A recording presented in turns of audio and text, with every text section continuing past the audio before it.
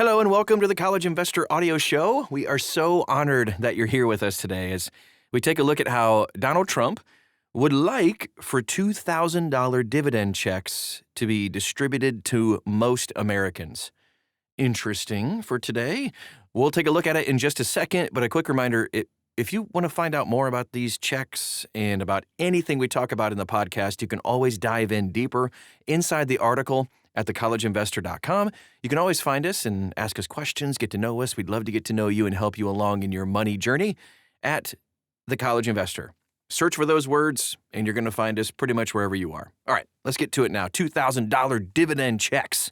So, President Trump said on Truth Social that his administration plans to send a dividend of at least 2,000 people, or 2,000 bucks per person to most Americans, excluding high-income households.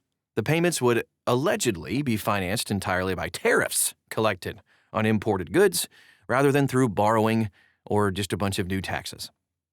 Trump described the initiative as both a payment to everyone and a tool to reduce the national debt, now approaching $37 trillion.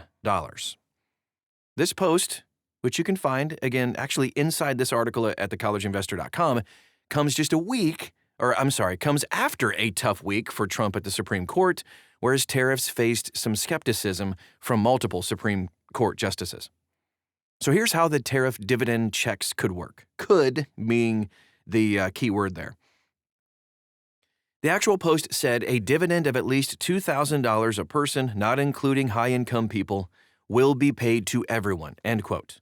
According to Treasury data, the federal government has collected about $195 billion in tariff revenue during fiscal 2025 so far. Simple math. Distributing $2,000 to roughly 85% of U.S. households would require more than $400 billion, suggesting the proposed payments would exceed the receipts, right?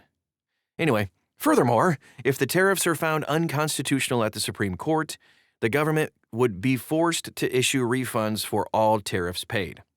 Can income taxes be found unconstitutional at the Supreme Court level? Could that happen, too?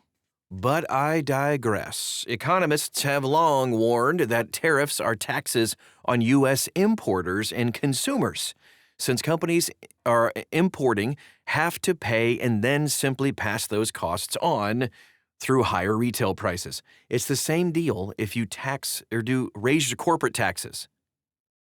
It's me that pays more. It's not the company. While the president has promoted tariffs as a way to strengthen domestic manufacturing and punish foreign competitors, the new plan reframes them as a revenue source for household payments, effectively turning trade duties into a kind of national dividend program. So, that begs the question. If you pay out the tariff revenue as a dividend, how is that money also going to be used to pay down the national debt? Echoes of an earlier tariff rebate plan. This isn't the first time the Trump administration has floated the idea of using trade revenue for household payments. Earlier this year, Senator Josh Hawley introduced the American Worker Rebate Act of 2025, which proposed sending $600 tariff rebate checks to individuals earning under $75K and families under $150,000. That measure, reportedly supported by Trump at the time, was pitched as a way to return tariff proceeds directly to middle-class taxpayers.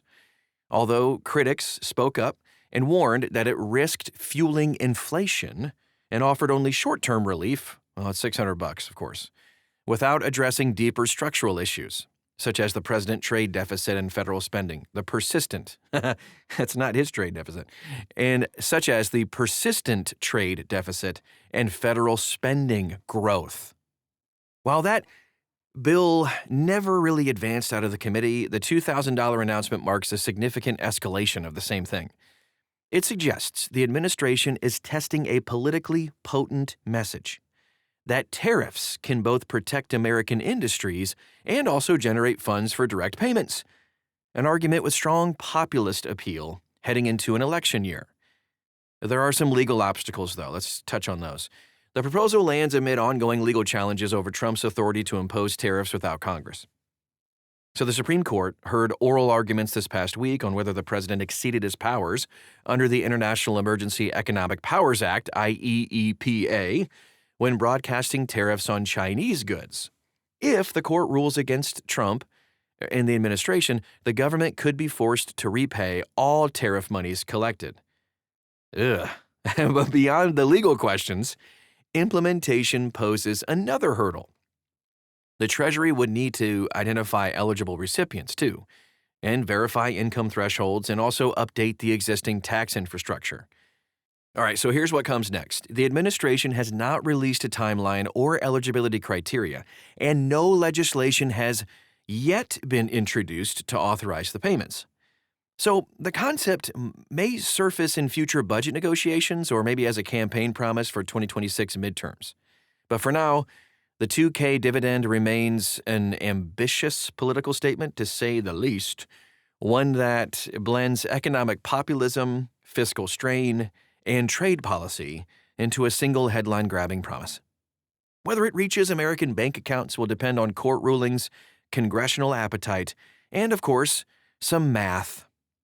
And that is our show for today. If you want to dive deeper into this, you can find the article at thecollegeinvestor.com. And again, follow us and like us and share and all the things on social media. Just search for The College Investor and you'll find us. And a quick disclaimer, this is not left or right, red or blue. It's just, this is happening right now. That's all this was meant to be. All right, that is our show for today. We'll talk to you again real soon.